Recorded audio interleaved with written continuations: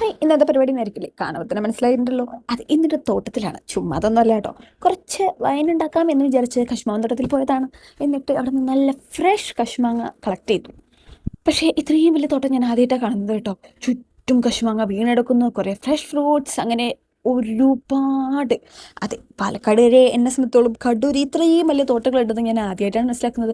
അവസാനം ഞാൻ ഒരെണ്ണം പറിച്ചു എന്നല്ല, അത് കഴിക്കാൻ ട്രൈ ചെയ്തപ്പോൾ അത് എൻ്റെ ഡ്രസ്സ് ഇങ്ങനെ, എൻ്റെ പുതിയ ടോപ്പ് അത് പോയി.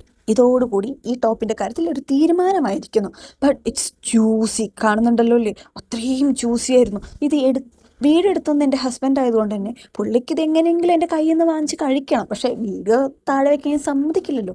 അങ്ങനെ അതും കഴിച്ച് ഞങ്ങൾ വീണ്ടും കുറേ കളക്റ്റൊക്കെ ചെയ്തു.